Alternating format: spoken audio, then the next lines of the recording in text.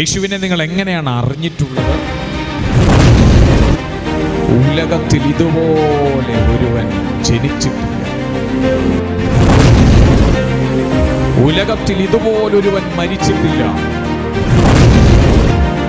ഉലകത്തിൽ യേശു ഉയർത്തെഴുന്നേറ്റതുപോലെ ഒരുവൻ ഉയർത്തെഴുന്നേറ്റിട്ടില്ല.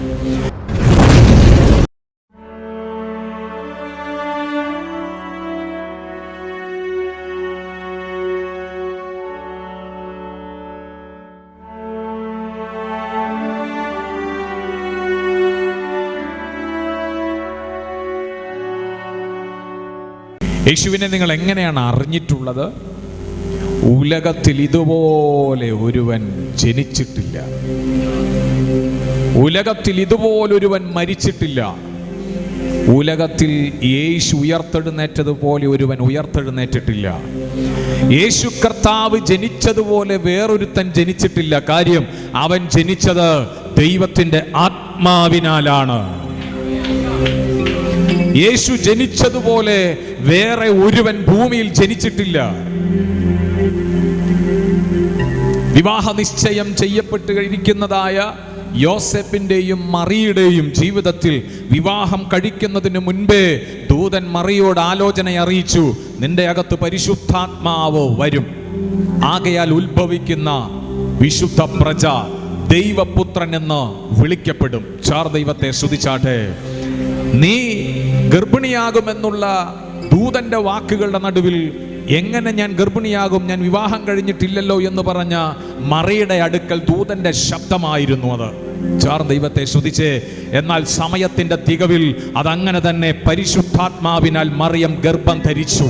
ഭൂമിയിൽ യേശു കർത്താവ് ജനിച്ചതുപോലെ ആരും ജനിച്ചിട്ടില്ല. സ്തോത്രം. തെറ്റുകൾക്ക് ശിക്ഷ അനുഭവിക്കാറുണ്ട് സാധാരണ. എന്നാൽ അന്നത്തെ സ്തോത്രം നിയമത്തിൻ്റെതായിരിക്കുന്ന നിലകളിൽ നിയമപാലകനായിരിക്കുന്ന പീലാത്തോസ് പറഞ്ഞു, ഇവനിൽ ഞാനൊരു കുറ്റവും കാണുന്നില്ല. എന്നിട്ടും തെറ്റ് ചെയ്യാതിരുന്നിട്ടും ശിക്ഷ ഏൽക്കേണ്ടി വന്ന്, ശിക്ഷ ഏറ്റു മരിക്കേണ്ടി വന്ന്, അതും മറ്റു മനുഷ്യരുടെ പാപങ്ങൾക്ക് പരിഹാരം വരുത്തുവാൻ യേശുവിനെ പോലെ ആരും മരിച്ചിട്ടുമില്ല.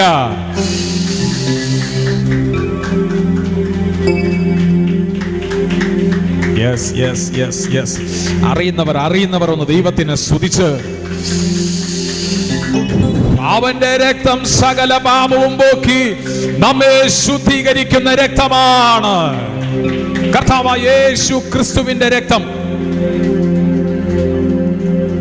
തെറ്റ് ചെയ്യാതിരുന്നിട്ടും അവൻ മരിച്ചു.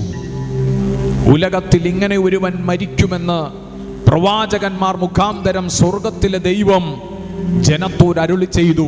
അതങ്ങനെ തന്നെ സംഭവിച്ചു. യേശു ഉയർത്തെഴുന്നേറ്റതുപോലെ ആരും ഉയർത്തെഴുന്നേറ്റിട്ടുമില്ല. ചാർ ദൈവത്തെ സ്തുതിച്ചാട്ടെ. കല്ലറയ്ക്കകത്ത് കൊണ്ടുപോയി വെച്ച് യേശു മരിച്ചതിന് ശേഷം അവന്റെ ശരീരം കല്ലറയ്ക്കകത്ത് വിശ്രമിക്കുകയാണ്. വലിയ കല്ല് കല്ലറയുടെ ഗുഹാമുഖത്ത് ഉരുട്ടി വെച്ചിട്ടുണ്ട്. എന്നാൽ സ്തോത്രം, ഹല്ലേലൂയ, മൂന്നാം ദിവസം അവിടെ യേശുവിനെ കാണാനില്ല. ദൂതൻ വലിയ സന്തോഷം വിളിച്ചറിയിച്ചു, നിങ്ങൾ ജീവനുള്ളവനെ മരിച്ചവരുടെ ഇടയിൽ അന്വേഷിക്കുന്നത് എന്ത്? അവൻ ഇവിടെയില്ല, അവൻ ഉയർത്തെഴുന്നേറ്റിരിക്കുന്നു. അവൻ ഉയർത്തെഴുന്നേറ്റതുപോലെ ഉലകത്തിൽ ഒരുവൻ ഉയർത്തെഴുന്നേറ്റിട്ടില്ല. സ്തോത്രം, സ്തോത്രം, സ്തോത്രം.